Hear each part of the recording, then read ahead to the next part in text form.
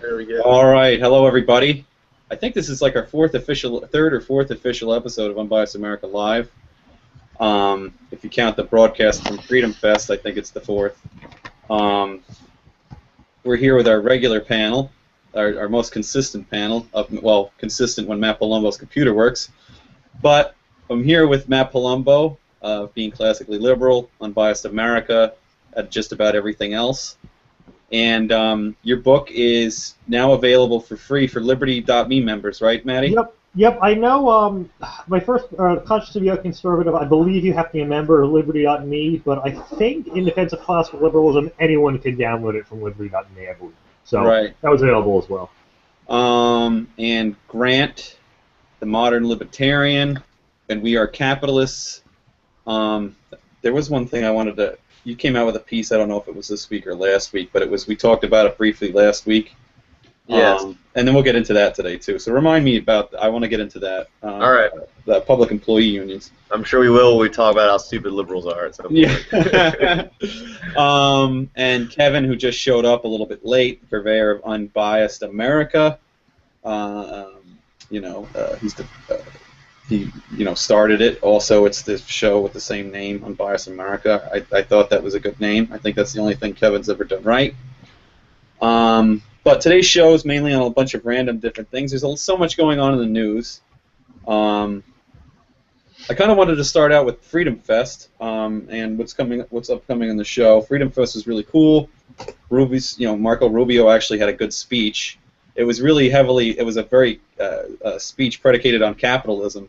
But the problem with that irked me was, and maybe you guys would get this, is I don't hear him saying that doing that speech anywhere else.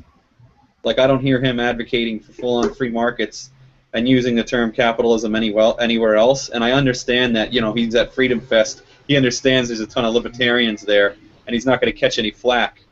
But to me, it shows how sometimes the establishment Republicans can be somewhat gutless in their defense of markets and in their defense of liberty, and they only do it when it's easy.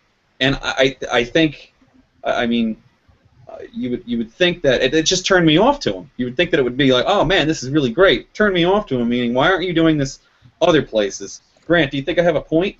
Yeah, I think you do, and I don't really think it's something that's just to the conservatives side of the field. I think it's also to the left. I mean, you have basically most Democrat policies, you might as well call them socialism, and that's what they are. Right. But not many of them, actually really only Bernie Sanders, even though he's an independent, I guess, will use the word socialism. Right. Right. And they won't use it in public. Now, if they go to like some leftist convention, I'm sure that they don't mind tossing that out there, because it's probably seen as like an extremist word either way. Mm. Using those socialism versus free market capitalism, they're their own extreme in some ways. Right, to that extent, and it should be explained that the definition of socialism has changed. If you really want to look at it, the definition of socialism as it's used today really means fascism. That's essentially what it is. It's not so much what it used to be, government control the means of production. Now today it's government controlling the means of production through regulations and taxation. And that's exactly what the Nazis in fascist Germany did, and Mussolini did in Italy. So I think it was Peter Drucker who said, fascism is a stage reached when socialism or communism becomes the illusion that it is. You know what I mean? It's like, let's keep the private property and the incentive structure in the hands of private property owners, but let's control that property through laws and regulations and progressive taxation. You know what I mean? So it's like when he's really saying socialism, he really means fascism to a certain degree. Kevin, you did a post on this one time. Would you agree with my assessment on that? Say it again. Did you hear anything I said? Yeah, I did, but I just joined like a minute ago. Okay, you were there when I started. No, I wasn't. Okay. I was talking about the definitions of socialism and how today, the way it's used today is more in tune with the definition of fascism, whereas socialism was once defined as the government controls the means of production. Today is government really controls the means of production not by ownership, but by heavy regulations, laws, and tax structure. Certainly the progressive tax structure, licensure, barriers to entry, and so on and so forth. Yeah, That's the thing. A lot of people who call themselves socialists don't really understand is that socialism, true socialism, hasn't really existed in a long time. And you know how a lot of people call themselves capitalists say, oh well, you know, there's no such thing as a capitalist country and no such thing as a communist country. Socialism, true socialism, hasn't really existed since the 1920s in the Soviet Union. And what we have in America right now is not socialism, it's a mixed market. What they have in Cuba even is the closest thing you have to socialism, but it's still a mixed market. Right. And a lot of people are confused when you talk about socialism and they think, okay, well, the Scandinavian countries are socialist. No, they're not. In fact, the Scandinavian countries are more free than America is in a lot of ways. And so you have to be really careful when you get into defining what socialism is. Let me stop you there, Kevin. Is it Sweden that has? Is it Sweden or the Swiss that don't have a minimum wage? I get them confused all the time. I think Switzerland. That's the Swiss, right? Yeah, but they do have, and this is what a lot of people will tell you, is they do have a lot of their sectors go by minimum wages per industry. Okay.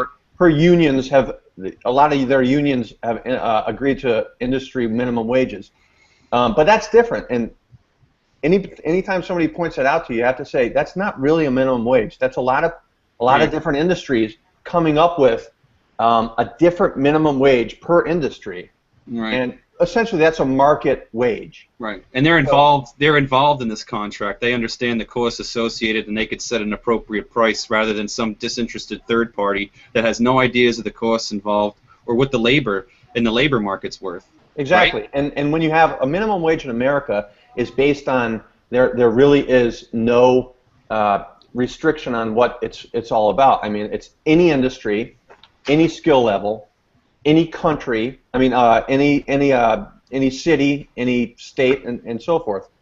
It's a true minimum wage, which has no real economic bearing on what it's on the people that are making it.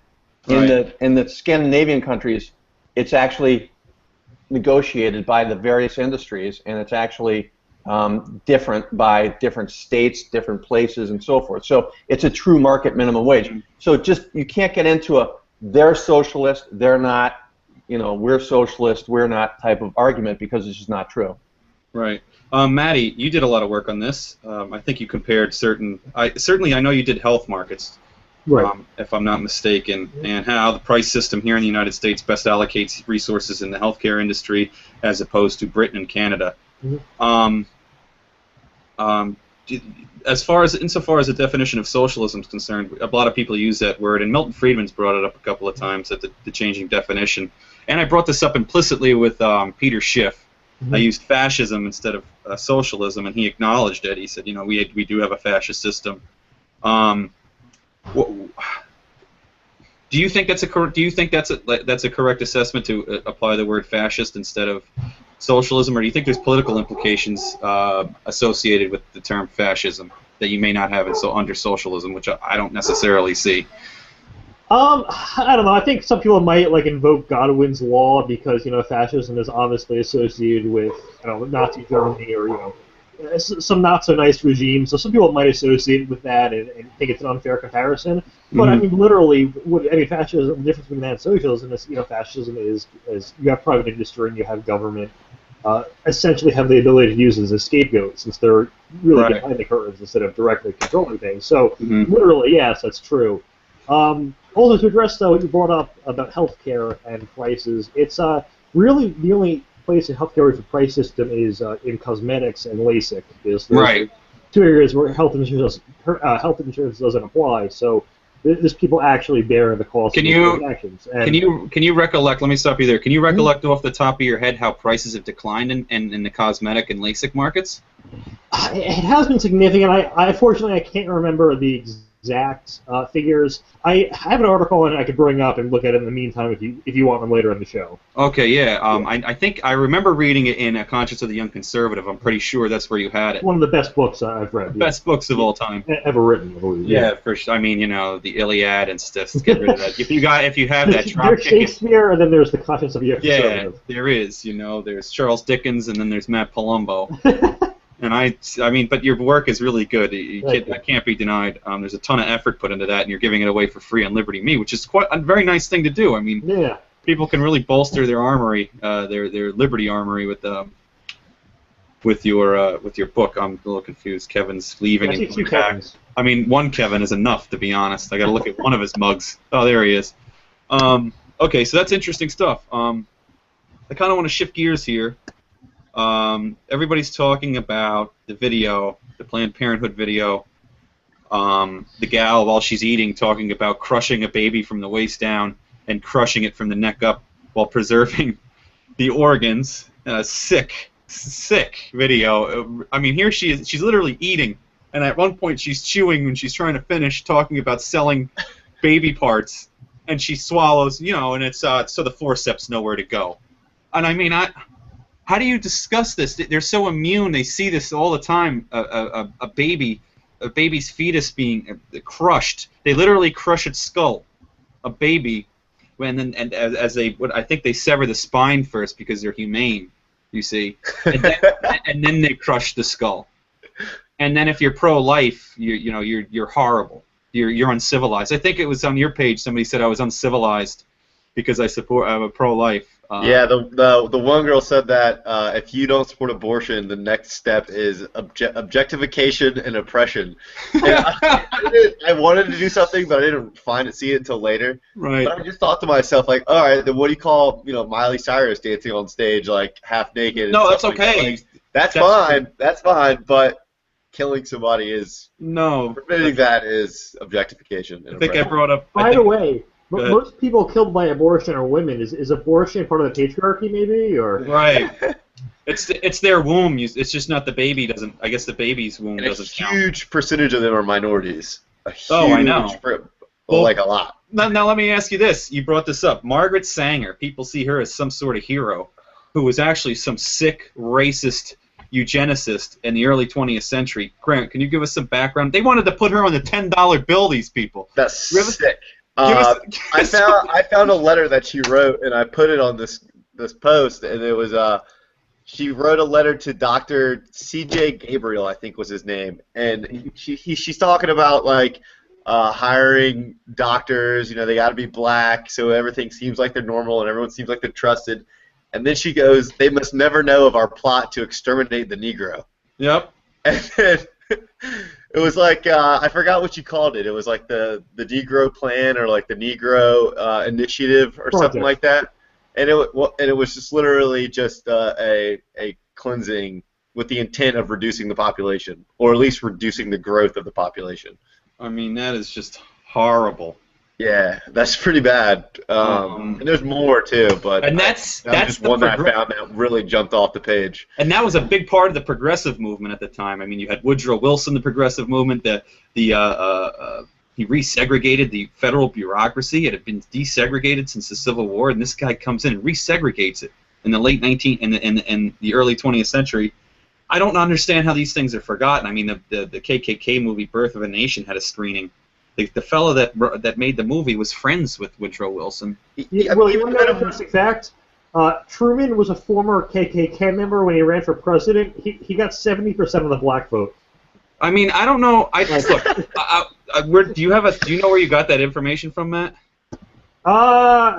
I saw it on Reddit.com/today I learned, but I can get like a legit link. Yeah, get that because in all honesty, I never when I studied Truman, I didn't see that he was a member of the KKK. I think he was very young. He might have been a teenager at the time. I'll find a link though. Yeah, because I know he worked on his dad's farm till he was 30, and And I mean, from what I learned, his family wasn't as racist as other Democrats at the time, but I could be completely wrong. You know what I mean? I'm not as racist. Not as racist. I mean, it was pretty bad. If you look at the policies enacted the Federal Housing Administration under FDR, there were explicit policies discriminating.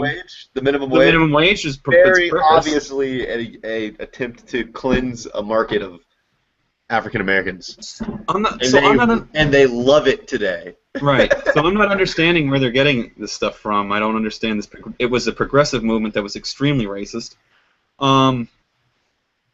Kevin, where did I start out at here? Well, we started on Margaret Sanger. Abortion. The left seems to be very adept at rewriting history. They did so kind of in certain ways. They really want to rewrite Civil War history. They want to get rid of everything about the Civil War. I still don't understand that. Things with Margaret Sanger. I mean, how she even came up to remove Alexander Hamilton from the $10 bill, who was actually Alexander Hamilton started the abolitionist movement during the Constitutional Convention in New York and set up places for fugitive slaves to actually find refuge, and replace him with Margaret Sanger. How does the left get away with this? I never hear any backlash from conservatives, eloquently spoken. Well, not conservatives, but eloquently spoken Republicans. I never hear them come out and say anything. Well, go ahead. History made a shift. Republicans versus Democrats. There was, back in the 1800s, Republicans were Democrats, and a lot of people don't realize this, but a lot of people say that Lincoln was the party of Republicans and so forth. Lincoln was actually a Democrat, and if you look at the voting records, and if you actually look at the way that the various parties voted back in the 1800s, the Republicans were Democrats, and there's been a great study on this about voting records, and who exactly voted which way. And around the time of the initial progressive movement in the early 1900s, the party switched. The party switched voting behavior, and what used to be Democrats became Republicans, and what used to be Republicans became Democrats. So, if you're talking about the history of how they get away with this sort of thing, it's because they really were different parties back then, and it's not the same anymore. Like a party that the party that used to vote for bigger government was the Republicans. Well, Kevin, hold on, let me challenge Kevin on that. Yeah, I was going to do the same. Yeah, in 1866, the Civil Rights Act was all supported by Republicans at the time. That's who was pushing it.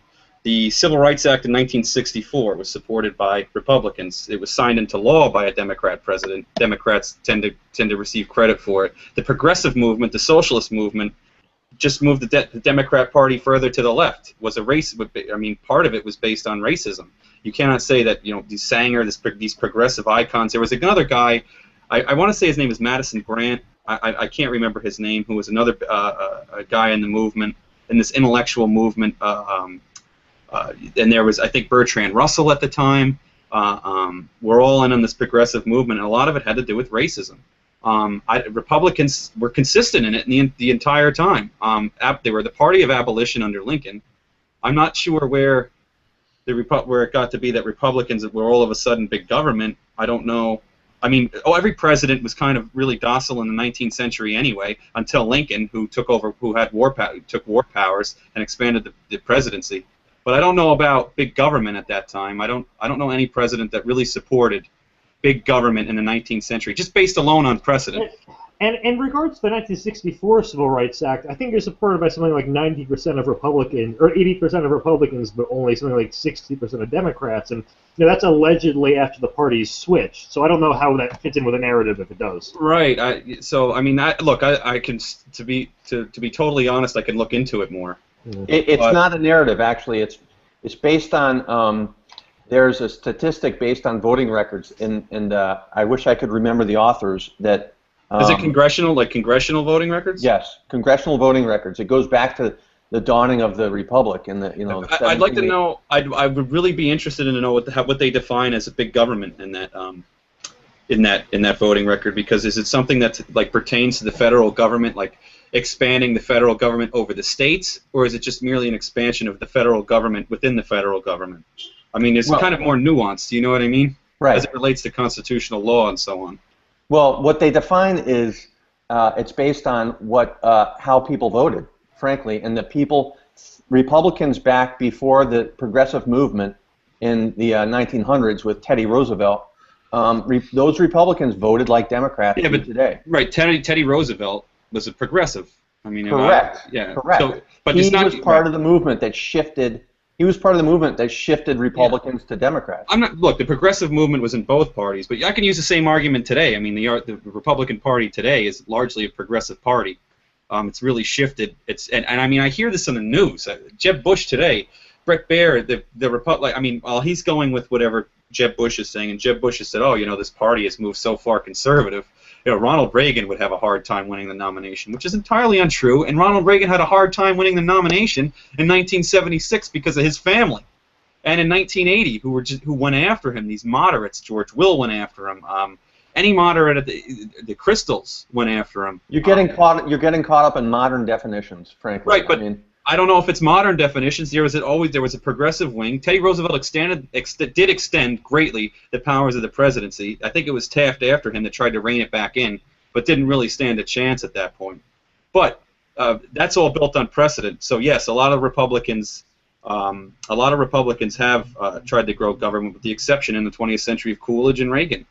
Right, but you're not talking about the 19th century. No, the 19th century. To my point.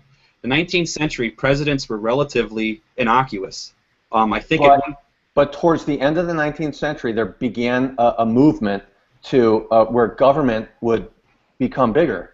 Yeah. And that movement was born with Republicans, not Democrats. With Teddy Roosevelt growing the presidency. No, before that. No, with Lincoln. Before that. Lincoln expanded the presidency only insofar as the Civil War. It pertained to the Civil War preserving the Union. No, there were many other policies that were Republican in nature that were expansive in terms of government, and Democrats back then tried to rein in the government. And there's been a study that looks at this, and around the time of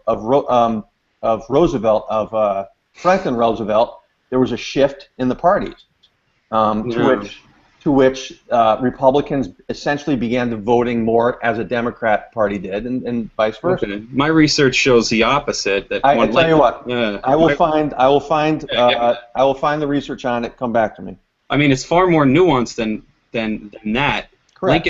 Lincoln was extremely constitutional. Lincoln didn't even want to violate states' rights insofar as it relates to slavery. The guy understood, I don't have any power. I don't have any constitutional power to take slavery away from the states. So everyone froze. I think just Grant froze. But I mean, it wasn't until the rebellion that he seized on in the Constitution, where it says states that are rebelling are an insurrection.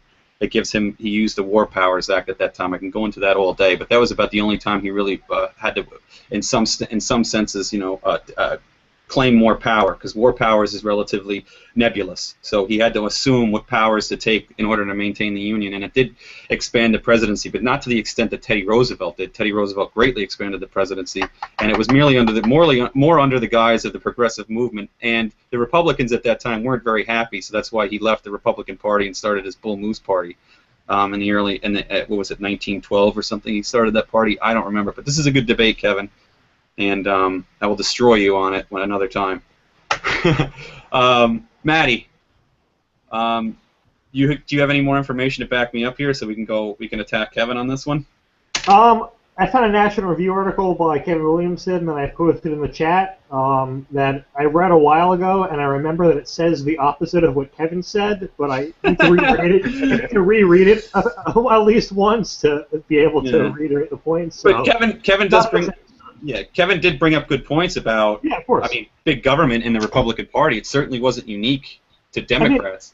I don't think it's really that big a claim that parties change over time or that ideologies change. Of course not. Right, but I mean, I see a lot of consistency. Of course, I see some change, but I mean, you can't deny that a Republican, Teddy Roosevelt, is responsible for expanding in the domestic scope, like insofar as taking over land. Right. And other powers that the president, presidential powers. Go ahead. The claim that I'm used to hearing and I guess rebutting is the claim that in the 60s over civil rights the two parties switched. So I mean. Yeah, I hear that all the time. Yeah, Kevin's view that changed in the 20s is new to me, so I don't actually know as much about Right. that. So you mean to tell me, so when Nixon in 1960 was a, wait, okay, I'm confused. Nixon in the 60 debates against JFK was a Democrat. And apparently Goldwater And was then, too. yeah, and Goldwater was, and then they changed after to fit into the left's narrative that they're not racist. As soon as the Civil Rights Amendment was signed, all Right. the Democrats were okay. That day. But That day, everyone switched. let's ban the Confederate flag. How about we Yeah. actually look at history? Let's ban the Democrat Party. How Yeah. about that? Okay. Look, you had William Fulbright, who was the fellow who was Bill Clinton's mentor, huge racist. Al Gore's father, giant racist. His father must have been a Republican. Well. Yeah, no, that's Yeah, right. of Yeah, course. because it switched because it fits, and it makes me feel better.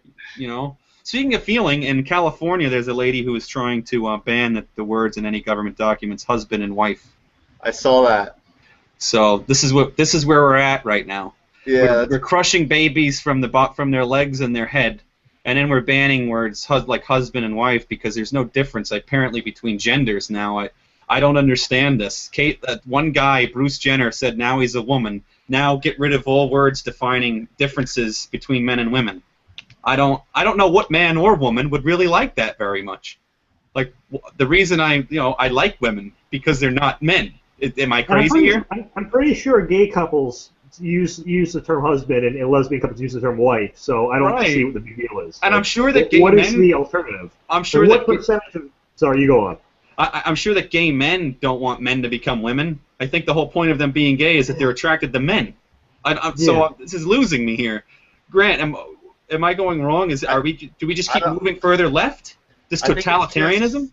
It's just this idea of having to be fully accepting of every culture in every way possible has led us to the point where everything is just neutral.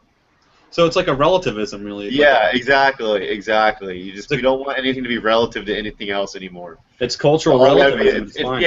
It's honestly, it's like almost cultural redistribution. Right, and it's funny because and I'll get to Kevin in a second, but you're taking words away that people that don't really even follow what's going on in the government use. So you take it out of government documents, they don't care. They're still going to use the term husband and wife. Yeah. So we literally have a government and some state governments that just go against the people. And I mean, that's tyranny at that point. Montesquieu wrote about it 240 years ago. So I mean, when do we wake up here and lessen the size and scope of government? Go ahead, Kevin. Do you think the people will wake up, or do you think they're just so apathetic that they just don't? It's like they don't even know. It's apathy. The people would rather watch sports and so forth than actually define marriage. Frankly, I mean, there's a movement afoot to redefine what marriage is, and it's not something that people come home from work and actually sit down and confront themselves. Right. No, it's something that is played out in the media, and it's not played out in the dining rooms of America.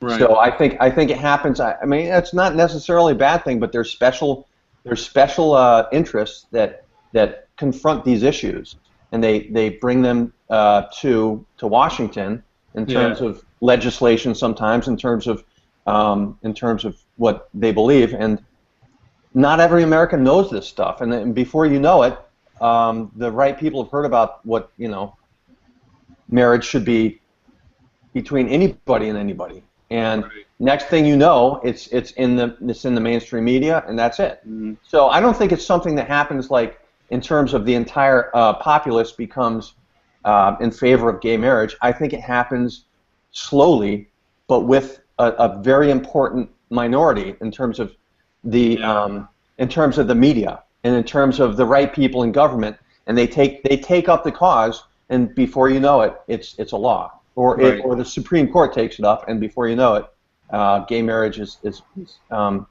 law of the land. Right, and I'm going to get back to you in a minute because I want to talk about. Obviously, we talk about this a lot, but controlling the narrative, and that's part of it. The mass media controls the narrative, but I'm going to poke holes in that, and I'll come back to you, Kevin. Matt, are we I want to know how the country's moving so far left. I mean, let's look at the abortion issue here. Let's look at Planned Parenthood, and let me give you an example. I think it was about 10 years ago, everybody was talking about stem cells, right? It was what's the appropriate time for us to use a fetus in order to harvest its stem cells. I think that the consensus may have been 2 weeks. Okay. 2 weeks after fertilization, okay? And I mean, this was debated for 10, 12 years. I mean, people were really, I don't know, after 2 weeks it's not right. Now we have somebody killing a baby, like, you had Gosnell killing babies, obviously, after they were born. And now you have Planned Parenthood talking about actually ripping a fetus apart and then trying to sell its body parts. And now we're having a discussion at what point, can you sell the organs of an unborn baby that's been murdered? I don't know how we got here so quickly, and how people don't see that as an absolute aberration and call to end any sort of funding to this Planned Parenthood. Why are we funding this? Yeah, just to highlight how stupid people are, so the audience, Grant posted a link to the Planned Parenthood article, and some chick claimed that Grant was contradicting himself because he thinks you should be able to sell organs on the open market, but apparently it's a contradiction to think that you then can't kill children and sell their organs. So, and it's not even, hypocrite. And it's in no way congruent. Grant, can you tell us how that has no congruency to? Go ahead. It has zero to do at all. It doesn't make any sense. What do you abort? You don't. It's like you abort a child and then sell its fetus for profit. I mean, if someone would want to do that, that's pretty sick, I think. But it's no way. It's just not even the same thing. And I think she also compared it to objectifying women. If you were to criminalize it, it would be objectifying women. That's what they try to do. Is that they try to go on these. You try to argue these abstractions that you can't really argue against, and we see it a lot in economics too. I know, because you'll say, I support a $0 minimum wage. Oh, well, you're a racist. Well, how do you argue against racism? Like, what? There's nothing you can say that it's just there, just a belief. That well, you could point out that more black people. You can't argue. A feeling is just a feeling. Right. Matt, can you give us an example of how selling, say, body organs, and using it? Yeah, go like he handled the issue of how abortion has nothing to do with. Yeah, so in the case of selling body organs, you're probably above the age of 18 and able to willingly consent to it. Really? So you can consent? Oh. So in the case of the abortion thing, it's you're not born and are not sentient. And most people would do it. Sell it. So. Most people would probably do it when they die already. Right. Yeah. When they die naturally. And Matt, can you tell me how that would benefit people? Selling organs. Well, there's a huge shortage in the kidney market right now, and there's a shortage. Why? There's like a 5-year waiting list right now. Well, Matt, you look like you. Matt, you look like you could use a kidney right now. It's very funny. Now, there's actually even a simpler thing you could do to alleviate the shortage than have an open market. In countries where you're an organ donor by default, their organ donation rates are something like 90+%. In countries where you're not an organ donor and then have to opt in, it's usually around 20 or 30%. And I mean, you're technically not taking anyone's free choice by making them an organ donor by default because they can always opt out. So it's just one small change you can make, and just like that, almost everyone would be an organ donor. So I think that's the best idea. I was always conflicted on this, but the way you end the shortage, which is always a price phenomena, is to just allow the market to allocate those resources. And obviously, you would need regulations. You can't have parents selling their kid's kidney. Right. I mean, you can't have, there would be certain things that you cannot do. You can't have doctors killing them and inside organs. I argued that you should only be allowed to leave your body as an estate, as part of your estate, and just treat it that way. And when you die, you can either give up all of your body, part of your body, whatever it might be. And the real benefit is obviously we would end up saving a lot in healthcare. So and we'd also give low-income people opportunity to have some sort of will or inheritance down to their children who are usually equally poor, if not carrying their debt. I think we're getting to the point of Rothbard. Yeah. Y'all know no. Yeah. We're getting to not Rothbard. We're getting to the point of how the market allocates resources, and you could argue that for anything. What Rothbard did is just took all the ethical and moral constraints and threw them out the window and said anarchy. Correct. And never really provided a proper philosophical foundation for any of his assertions or claims. But Rothbard, toss him aside, the way to end the shortage is just to allow the market to allocate those resources and have government, play the umpire as it does in anything else. And I condone. Look, I think the problem with your point, Grant, is when somebody dies, I think their organs are worthless up until a certain amount of time after. So you would have to know when they, I don't know, if they were going to die or at what age. It's really hard to harvest that organ. I know, but I think that could easily be something that is worked out in a free market. Like if someone really wants to hand down $120,000 in organs or $500,000 in organs, whatever, they're probably willing to incur some risk. If they don't have any money, they're probably willing to incur some risk. Yeah, I'll die 2 days earlier or something like that. Whatever. I mean, I don't know. Certainly don't pretend to know the science behind it, but I know it's possible. I want to look into that. We should actually look into that. Yeah. That would be something that would be really cool to look into. There's a lot of what I found was a lot of sort of medical papers arguing either way, and to be honest, it just was it was too much, and I just kind of skimmed them. It was just they were going crazy. Yeah, it gets pretty difficult. Yeah, but I mean, we really have lurched left to things that we would consider atrocities before we're even considering now, and you have people out there defending this. I mean, defending Planned Parenthood. I don't think 10 years ago you'd be hard-pressed to find someone to defend that. I mean, I think the only way you could defend Planned Parenthood is defend everything, is defend, I don't know, let's say providing birth control to low-income areas. That's the only way you could defend them. Right. Everything else, no, of course not. Right. But it became a women versus men's issue. And right. That's right. It became politicized. Like so many other stupid issues, it became politicized, and so there's half of America believes believes against it. So right, I think that's what I was saying earlier. They just make it about an abstraction.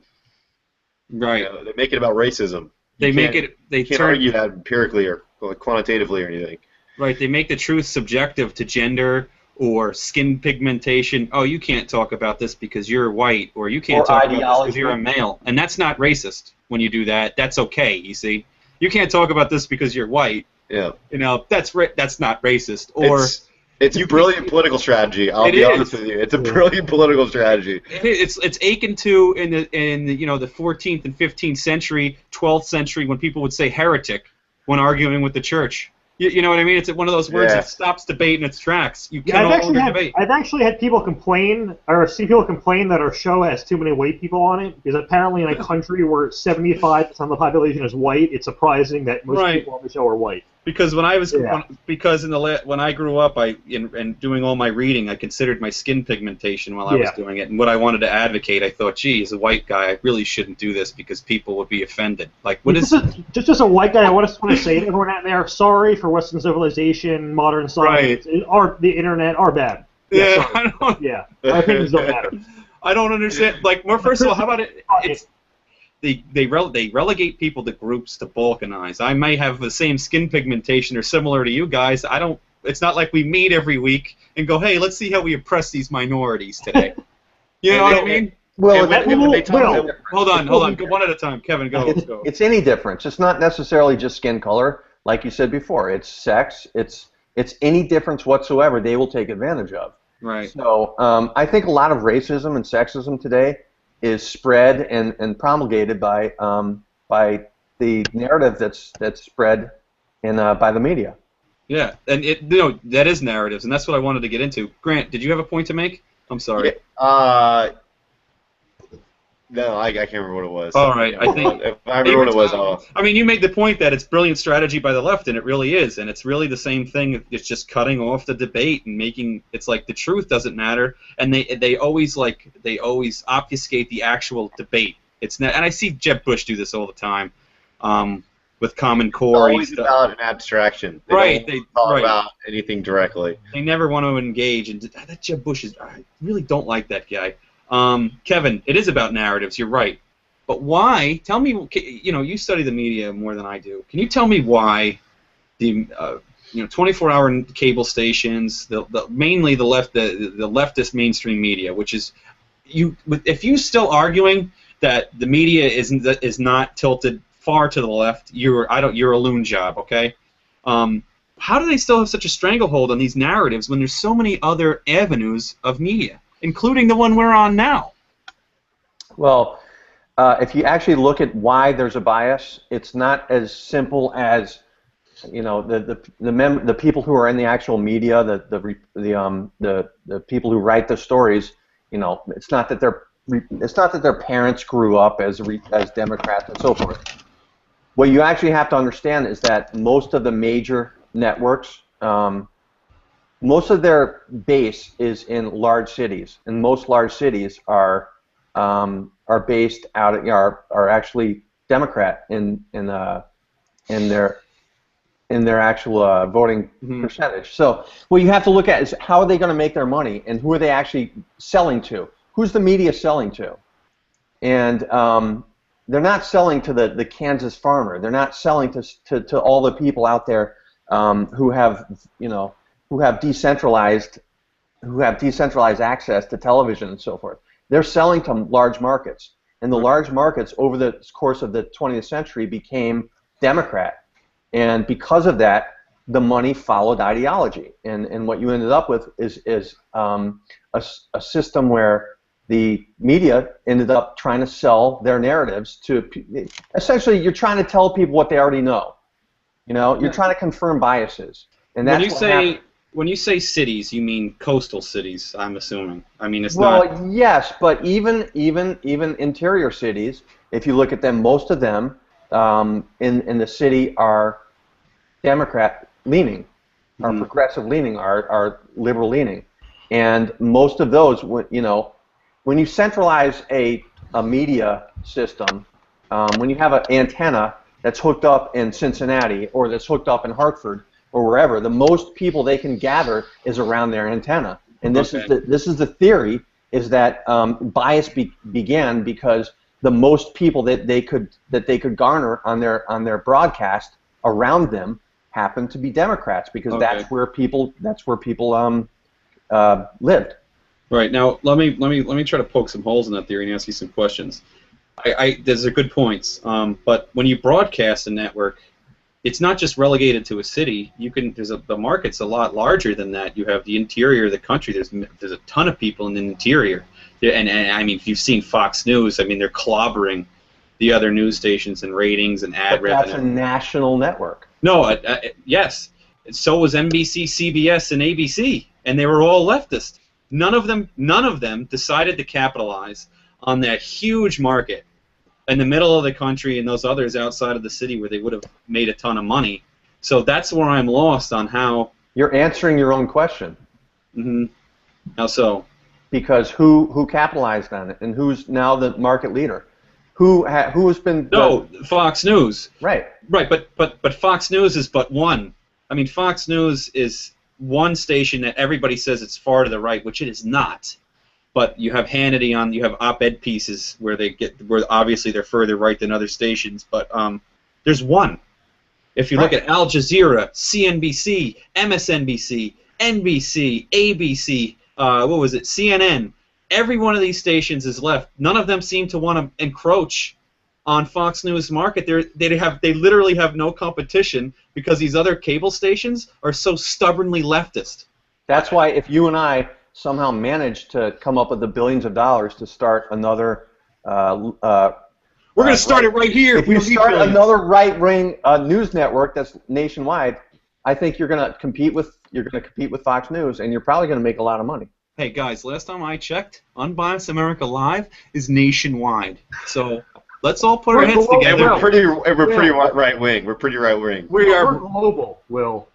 What's that? We're global. We are. Oh my. We have a global network here.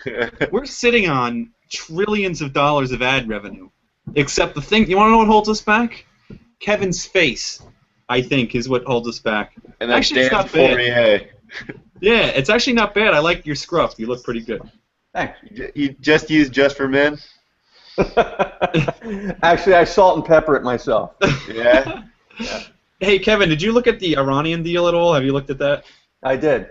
I was actually writing a post on it right now, and and it's a tough deal to call because the two narratives are pretty strong, and as much as you right-wing people want to decry it, there wasn't much ability for the government, the presidency, and so forth to actually impose their will upon Iran, because a lot of the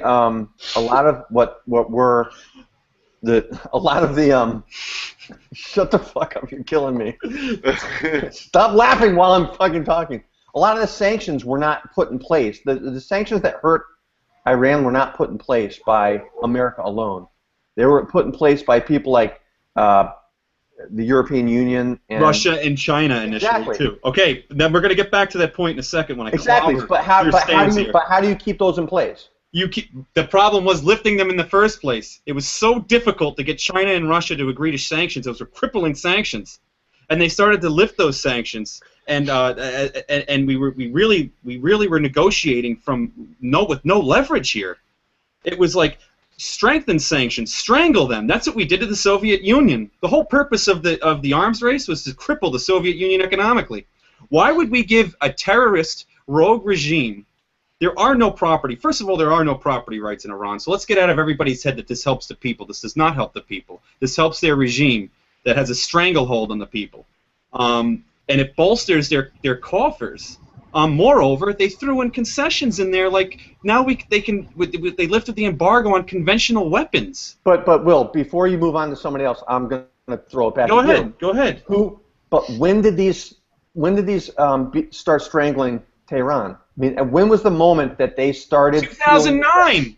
And what happened then? Nothing, because our president did nothing. He said nothing and did nothing. Okay. It's because the international community came together and applied the same sanctions that right. we wanted. They'll never do it again. Exactly. So how are we going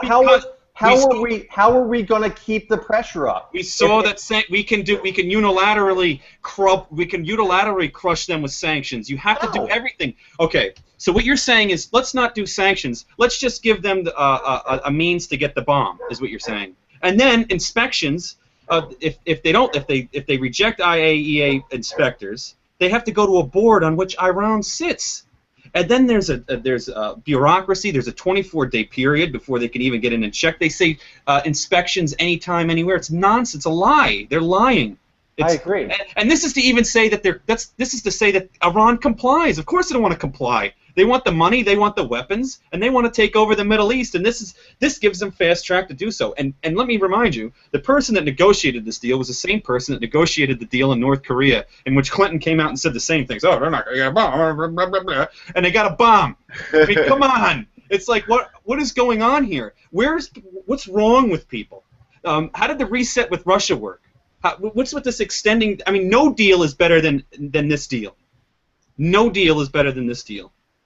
Hands that you can't. How can you deny it? There's no deal. No deal is better than this, because when we first started applying sanctions, it was just unilateral. And okay. Yes, it was. No. We got China. No. We got China and Russia to agree to the sanctions, which was a big deal. They're not going to agree to it anymore. That's fine. So if they don't agree to it, what you're saying is, well, let's just give them fast track to the bomb. No. What I'm saying is, without the entire international community, there's no way to enforce. Okay, so we enforce unilateral sanctions. The United States is not going to do business with Tehran. Okay, well, geez, who else could do business with Iran? Let's see. Russia already does. China, Russia. But let me. I think when we lift our sanctions on Iran, I think they get access to $110 billion. We buy their oil. That's billions. That's billions more. So don't tell me we can't cripple them, or at least lessen the threat with our own sanctions. That's insane.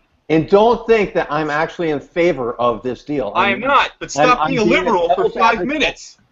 I'm being a devil's advocate, and because I hate you like I would kill you and any newborn you had. That's why I'm arguing against you. So, but the truth is, it's not a good deal. But I do believe there is something to the administration's narrative that this is the best they could do. I think that we should bolster all our enemies' coffers. I don't know why we don't just let's keep subsidizing the Palestinians. Let's keep giving money. Let's give money to Russia while we're at it. Hell, money for everyone. Give money to everybody. Let's trade with Cuba. Let's bolster their regime too. And I don't understand why when the USSR, we shouldn't just send them weapons. We didn't lift it. We should have sent them nukes. I don't know Right, what we were you're thinking. just on a fucking roll. I mean, seriously, everything you're saying is true. God, but it's the same. Following that logic, that's the logic of this deal.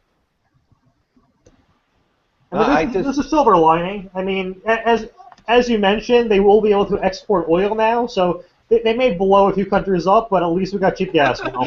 Yeah, let's throw God damn you, Palumbo! I made you. Yeah, let's toss cost benefit out the window now because of Ron and Kevin. No, but I mean, you know, it's a horrible deal. This president is legacy shopping. There's no doubt in my mind. He didn't negotiate from a place of any sort of leverage, and you could see this regime dance. I mean, what was it? A week ago, it's death to America, and this week they're dancing in the streets, and we gave one of our biggest enemies, you know, access to bolster the activities, the enemy activities they're already launching against the United States of America. They have actively killed our soldiers in the Middle East. This is nuts.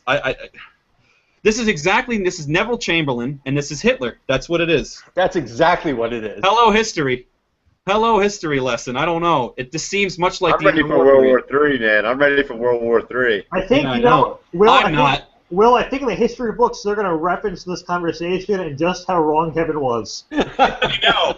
I'm going to be the Peter Schiff. He didn't see the next Hitler. World War III. Everyone's going to come to me. You foresaw the next Hitler, and Kevin just laughed. And I just thought we'd get cheap gas. That's pretty good. No, but it's a good debate. I want to move on. We have a segment coming up. It's our Libertarian Winners and Losers of the Week. We'll get to that in a minute. I wanted to go into a discussion Grant and I had before the show started. And I just saw a special report, and I saw Jeb Bush on there with Brett Barrett. I mean, you want to talk about a conniving, lying, snake oil salesman, Jeb Bush. This guy is a pro. He's invoking Reagan. Reagan today.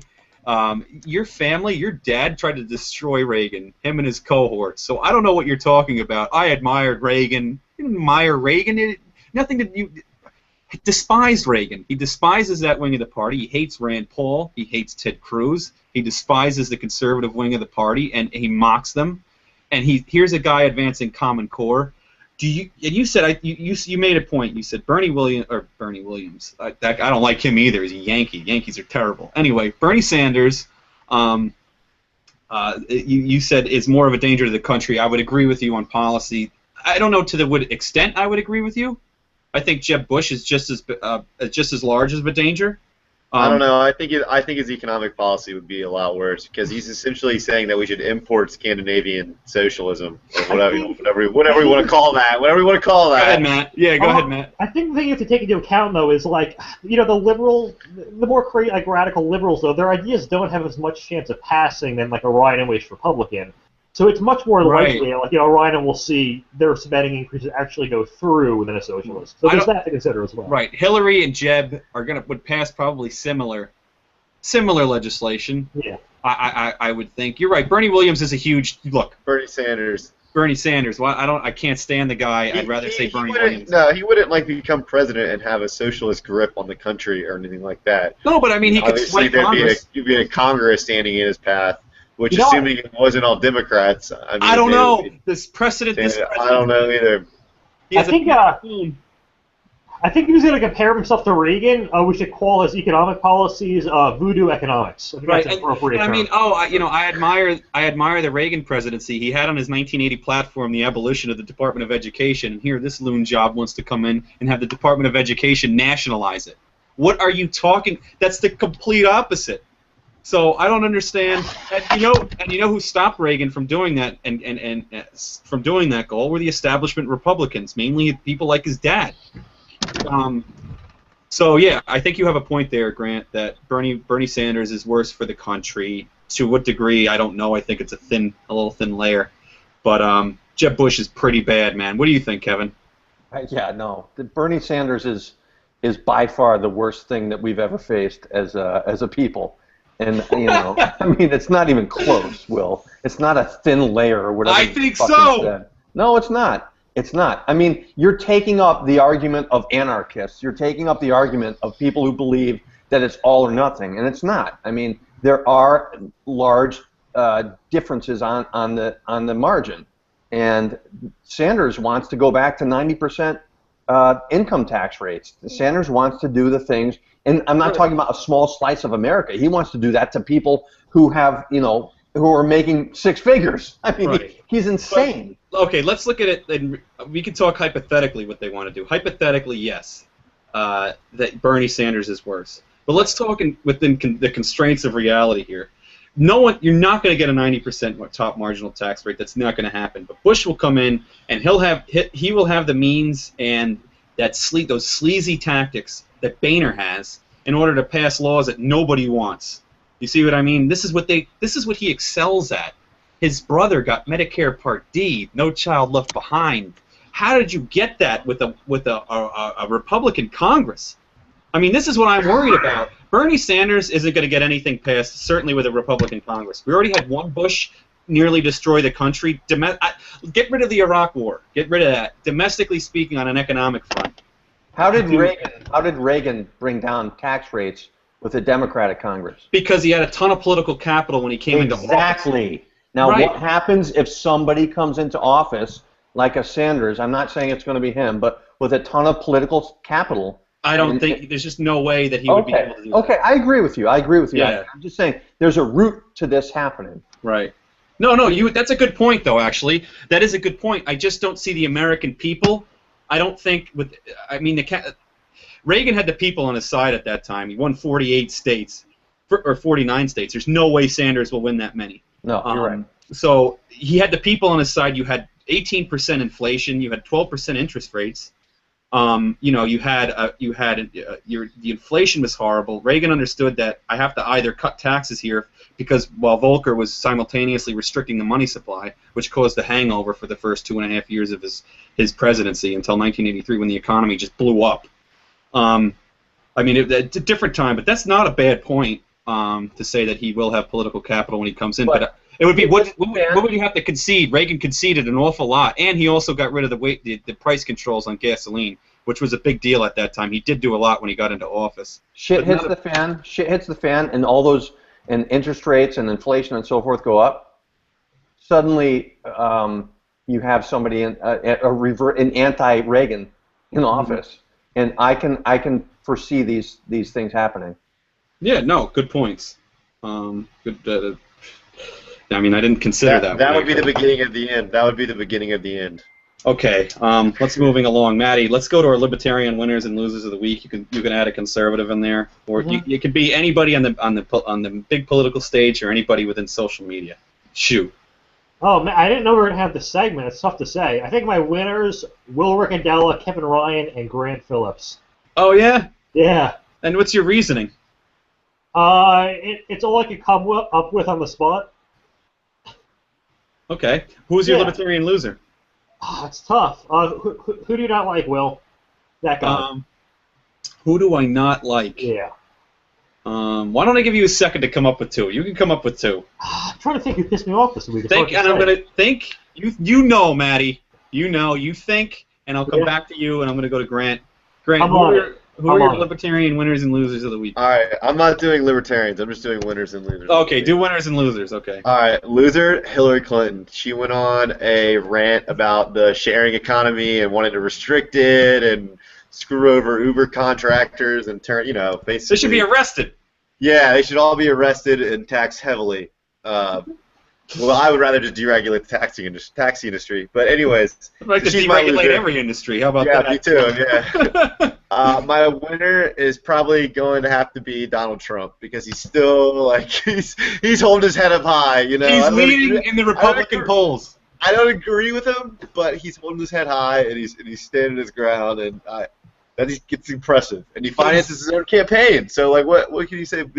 He's leading in the polls because he's not afraid to say what he's going to say, and we need a bold conservative candidate that speaks far more eloquently than Donald Trump, and I think they would run far and away the field, and I don't know where the hell Rand Paul is right now.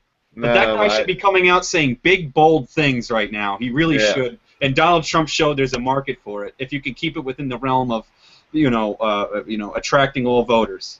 Kevin, your winners and losers of the week. Well, I'm going to echo. The winner is Don Trump, but it's not because he's right. It's not because he's doing a good job. is because the media is championing him. The media literally wants him to win, and the media, of course, is liberal, and they want Donald Trump to win because they know that the biggest up and coming electorate, which is Hispanics, is flat out against him. I saw a poll tonight, something like 90 to 10%. They're going to vote against him. They know he has a built-in anti-Hispanic voting bloc against him. There's no way. I mean, you look at somebody like George Bush. He won because he got some Hispanics to vote for him. Trump's not going to. Okay, and the loser is the Republican Party because they're allowing the media to essentially. You're right. They're allowing the media to tell the who is the Republican nominee. You're already. right. And we're a year away from this happening, and they're telling the American people that the Republican nominee is this anti-immigrant, anti-Hispanic person, even though the reason that he's actually at the top of the polls right now has nothing to do with favorability. He's the lowest. He's got the most unfavorability of any candidate. Right. The reason he's at the Honest top, negatives. The reason that he's at the top of the polls right now is because people have heard of him, and that's what happens until the actual campaign starts happening. Mm-hmm. You know, it's the Z. I forget what it's called, the Z quotient, where the more people that hear of you, the more people that will vote for you, and that's what's happened. People. Your latter point is a no-brainer. Yeah, they've heard of him. You're right. That's why he's in the polls. But there is a reason. He is bold. He is out there saying things that some people want to be said, regardless of what caricature the media makes of him.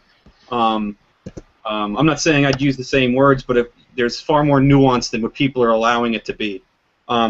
You're right. And but the media is shaping. That's where you nailed it. And they're controlling the message in as much as controlling other candidates and the Republican Party in general. And I think Ted Cruz was the only one to say, I'm not going to engage in this. I'm not here to bash Trump. That's not what I'm here to do. And I thought he was the only one not to take the bait that Chris Christie, God, he's really hard to talk about without being vulgar. I can't stand that guy either. He hops on. He just runs, constantly running his mouth. I can't stand. I don't even want to talk about him. He's getting me angry. Matt. Yes. That was a really good point, though, on the media, Kevin. I forgot. I wanted to bring that up today. How they control the Republican Party, and it's really the party of sorry. Is what the Republican Party is. It's a sorry party of sorry. Matt. Yes.